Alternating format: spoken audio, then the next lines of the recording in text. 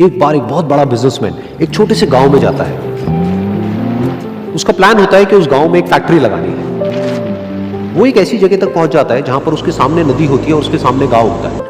अब उसके पास में दो ऑप्शंस होते हैं। एक कि वो सड़क के रास्ते से घूम करके उस गांव तक पहुंचे, जिसमें करीब करीब 8 घंटे लगेंगे, क्योंकि डायरेक्ट कोई रास्ता नहीं है वहां तक पहुंचने का। दूसरा कि सिर्फ 20 मिनट में एक नाव में बैठ करके उस नदी को पार करके उस गांव तक पहुंच जाए। तो अपना टाइम बचाने के लिए उसने उस नाव में बैठने का डिसीजन लिया।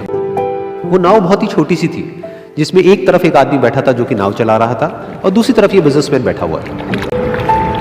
तो नाव में बैठने की थोड़ी देर बाद उस बिजनेसमैन ने उस नाव वाले से पूछा, तुझे पता है तेरी नाव में कौन बैठा है? तो नाव वाले ने बड़े ही भोलेपन से कहा हाथ जोड़ करके, नहीं साहब मुझे नहीं पता आप कौन है। तो बिजनेसमैन बोला, अरे तू अखबार नहीं पढ़ता है क्या? हर दूसरे दिन मेरी फोटो आती है अखबार में।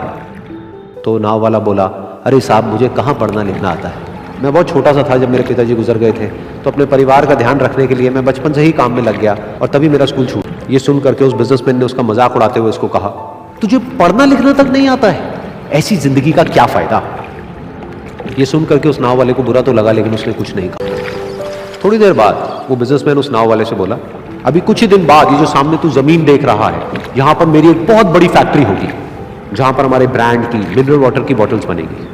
उस नाव वाले को बात समझ नहीं आई। उसने कहा, क्या बनेगा साहब? तो बिजनेसमैन थोड़ा सा इरिटेट होकर के बोला कि हमारे यहाँ पर पानी की बोतलें बनेंगी जो तेरे गांव में नहीं बिकेगी, लेकिन शहरों में बहुत बिकती है।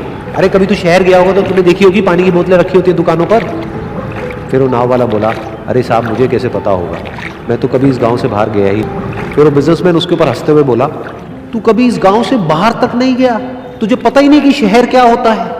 अरे ऐसी जिंदगी का क्या फायदा? उसकी ये बात सुन करके उस नाव वाले को सच में लगने लगा कि मेरी जिंदगी शायद किसी काम की नहीं है। अपनी इस सोच की वजह से उसका नाव से ध्यान हटा और तभी नाव की टक्कर हो गई एक बड़े से पत्थर से, जिसकी वजह से नाव में पानी भरने लगा और नाव डूबने लगी। उस जगह पर पानी बहुत ही गहरा था और किनारा दूर था। नाव वाले को समझ आ गया कि अब इस नाव को बचाने का कोई तरीका नहीं है और वो अपनी जान बचाने के लिए नदी में छलांग मारने ही वाला था। तभी उसने उस बिजनेसमैन से पूछा, साहब आपको तैरना तो आता है ना? तो बिजनेसमैन घबरा करके बोला, ऐसा क्यों पूछ रहे हो, मुझे तैरना नहीं आता है।